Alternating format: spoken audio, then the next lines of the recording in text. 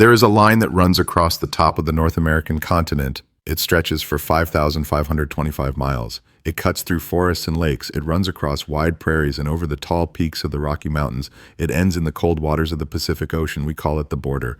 For many generations, we have been told a story about this line. We are told it is the longest undefended border in the world. We are told it represents a friendship that is rare in history. The United States and Canada, neighbors, partners, allies, two countries like siblings sharing the same house. We see the Peace Arch in Washington State. We see bridges where cars move freely. We see trade deals and cultural exchange.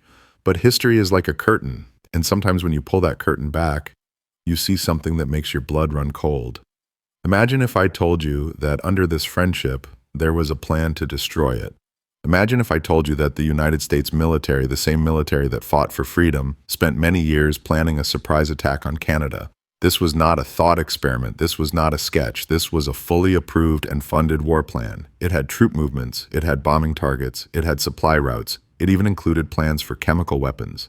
The goal was not just to defeat Canada's army. The goal was to erase Canada from the map, take its cities, control its ports, and turn the Great White North into the 51st state by force. This is the story of War Plan Red. This is the story of the time the United States prepared to invade its closest friend. To understand this, we must forget today's world. We must forget NATO. We must forget the United Nations. We must forget the idea that the West is one happy family. We must go back to the 1920s and 1930s.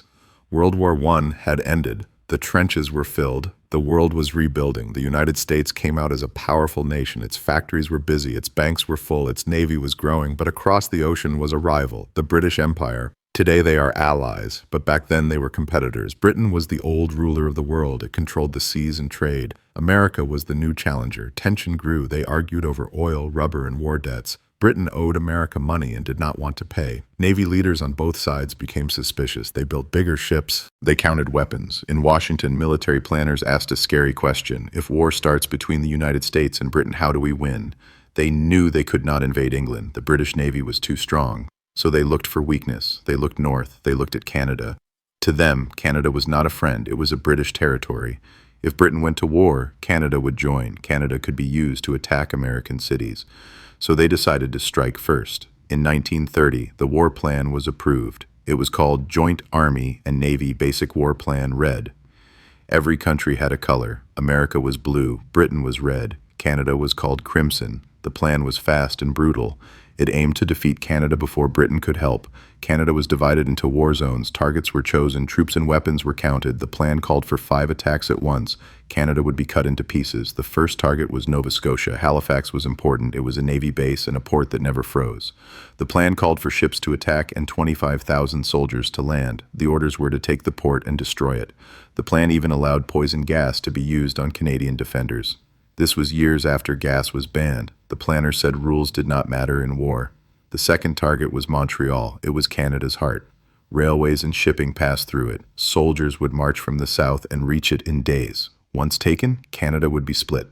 The third target was the Great Lakes region. Power plants would be seized. Cities would go dark. Bombers would attack factories.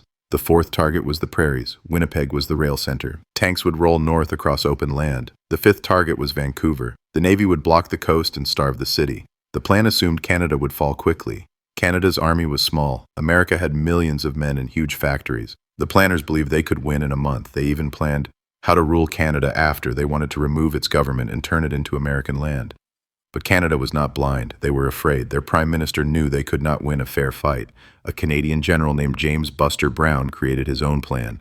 It was called Defense Scheme Number 1. His idea was to strike first. Canadian troops would cross the border and attack American cities to cause chaos. Bridges would be destroyed. Supplies burned. The goal was time. He hoped Britain could arrive. Brown secretly studied American roads and bridges. His plan was hidden. Politicians later ordered it destroyed. He kept it anyway. Tensions rose in the 1930s. Trade wars began. A famous pilot, Charles Lindbergh, flew over Canada on secret missions. He mapped landing sites and reported weak defenses. Plans were updated. So why did it never happen? Because a new threat appeared. Hitler rose in Germany. Japan expanded. America realized it needed Britain and Canada. Canada became a shield, not a target. The invasion plan was shelved. During World War II, they fought together. Decades later, the plan was found in archives. Canadians were shocked. Americans laughed. Historians did not. Today, the border is peaceful because both sides choose peace. The story reminds us that borders exist only because people agree to respect them. History shows us how close peace can come to ending. Subscribe now if you want to understand the hidden stories that shape our world.